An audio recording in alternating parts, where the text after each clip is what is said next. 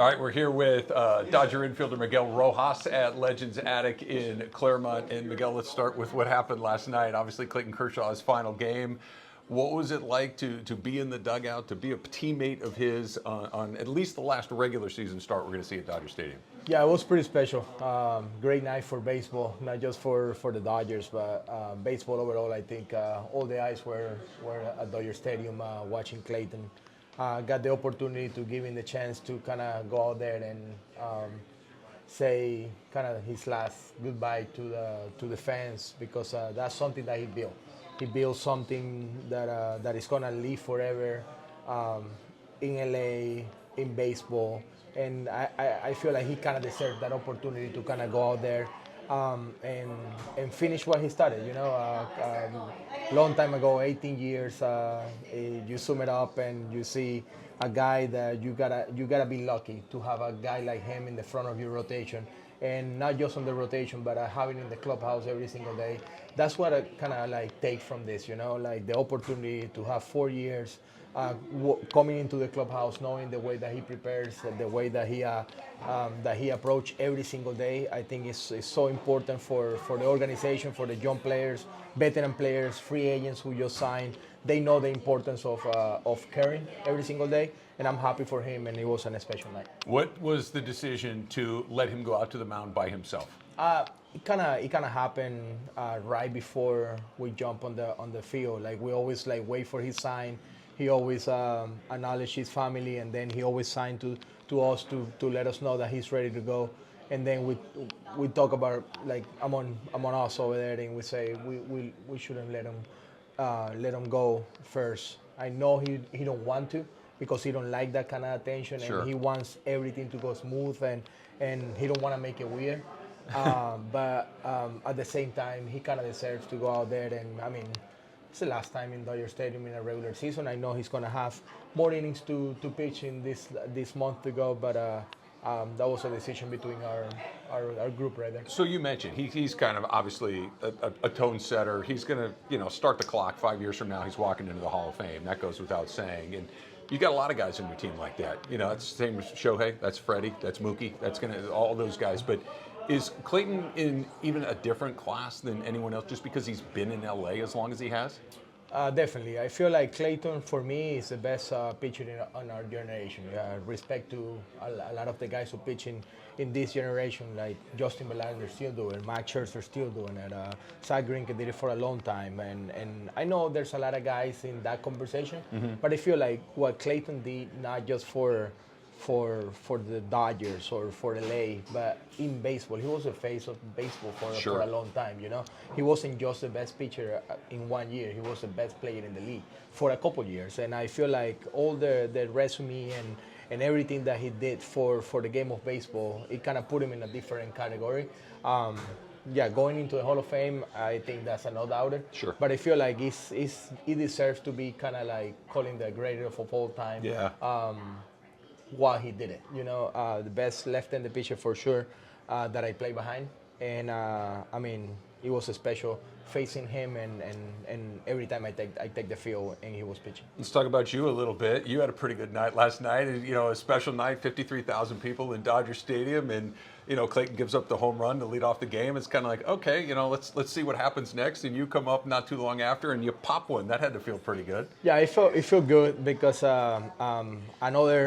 another memory that I'm gonna take with me and for my family and my kids and all that. My first ever start in the big leagues, it was with Clayton on the mound. I got the opportunity to get my first hit in that game, first RBI. We won the game in Colorado, and then obviously the no-hitter. Sure. I was playing third base. Yeah. I got a 3-run double in that game to help him win the game. And then last night, hey, there's something good happening to Clayton. Something's good about to happen to you. Man, it's amazing. It's amazing how you raise your level of intensity and the focus. And I'm not saying that every day should be like that, but when a guy like Clayton is on the mound, you're always trying to kind of like do your best. And with that being said, you're always trying to help. any way you can, and you can feel it on everybody around the field. Like, the at bats are better, the defense is better. It's because you got the respect for him that you kind of want to go out there and give everything you have for that day. So you mentioned it. You made a play in 2014 when you were playing third base. It was the night that Clayton Kershaw ultimately throws a no-hitter. It's in the 7th inning. You got a backhanded ball up the line at third base. Beautiful stop. You let the ball go. It's low.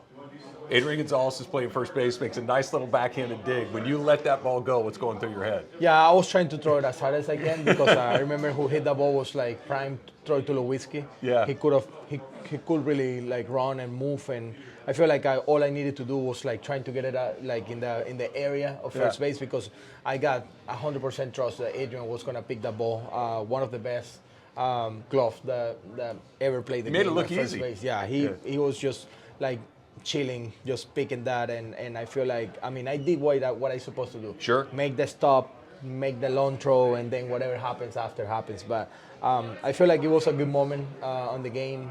It turns a little bit of the engine there for Clayton, knowing that after you gotta play like that late in the game, you kind of feel like you got it, you know. And a pretty special moment. I feel like it's gonna be all-time top 3 in my career. Absolutely. Sure. All right, let's talk a little bit about the team this season. Obviously, only a handful of games left before you guys go into the postseason. Clinched the postseason berth last night, so likely to win the NL West, but a wild card is locked in.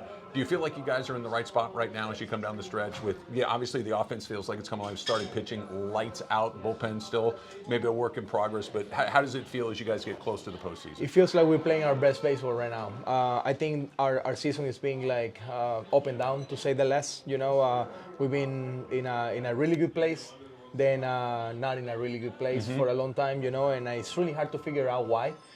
Because we didn't know, knowing the talent that we have in this clubhouse and the guys that we're running out there every single day, you kind of like surprise and shocked that you're not winning more games and you're losing these leads late in the games. But it's part of the season, it's part of the grind, it's part of everybody hunting us, you know, like we have something. Can you feel that each series? 100%. Yeah. Ever since we started this year, we went to Japan. We know what we accomplished last year. We have something that nobody else in the league right now have, you know, which is we're the reigning champs, you know, and everybody's going after us, and we feel that, and we signed up for that. We knew coming into spring training that it wasn't going to be easy to repeat, but that's a goal of us, you know, like we wanna do it. That's going to be really special. It's something that haven't been done in a long time. So that was the goal, and for us the expectations is to kind of like take this couple weeks of the regular season and 4 more weeks and make it the most important thing that we have in our life, other than obviously faith and family. But baseball in this moment is the most important baseball that you can play, and I feel like we have an opportunity in our hands to do something really special. Last one before we let you go, Miguel Rojas, talking here at Legends Attic. Your name comes up a lot as somebody that might manage in the big leagues one day. You know, it's something that, you know, there's only 30 of those jobs, and your name is frequently mentioned. Is that something you'd like to do when you're done playing? Yeah, I would love to do it. I don't know what path it's going to take me there. Yeah. But I want to keep all the avenues open to kind of like stay in baseball. Don't go away from the baseball for so long. I know I've been away from my family for a long time. I had a privilege to play in Miami and live in Miami for 8 years. So I have some time with them there. But the last 3 years, it's been kind of like tough because my kids are getting older, and I kind of away from them for a long time. I want to go back home and I want to be with them too. But at the same time, I feel like I have a place in baseball that I can be. So I don't know what like I say, I don't know what the path is going to be, but I would love to be part of a coaching staff or managing a team where I can actually put my input out there